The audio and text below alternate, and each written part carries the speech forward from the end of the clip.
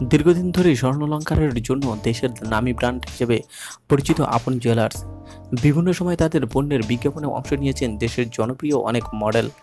এদের অনেকে আপন জুয়েলার্সের বিজ্ঞাপনের কাজ করার পাশাপাশি বিলবোর্ডেও মডেল হয়েছেন। এছাড়াও বর্তমান সময়ে আপন জুয়েলার্সের বিলবোর্ড ও স্বর্ণালংকার প্রদর্শনী র্যাম্পে হেঁটেছেন বেশ কয়েকজন উঠতি মডেল।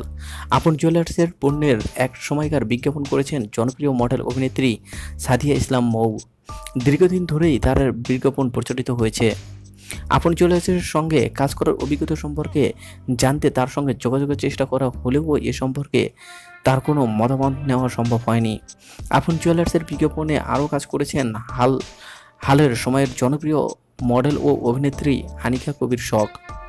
সেখানে কাজ করার অভিজ্ঞতা সম্পর্কে তিনি বলেন, আমার আগে মৌ আপু ছিলেন আপন জুয়েলার্সের মডেল, আর আপন জুয়েলার্স তো নামী ব্র্যান্ড, সেখান থেকেই আমার মডেল হওয়া। আমি একজন প্রফেশনাল মডেল, তাই আমার রোলটা হিসেবে কাজ করতেই পারি।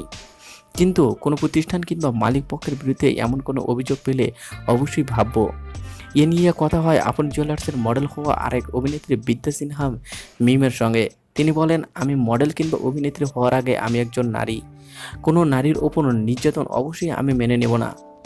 তবে আমার কাছের অভিজ্ঞতা খারাপ নয়। আমি 2 বছর তাদের সঙ্গে চুক্তিবদ্ধ ছিলাম।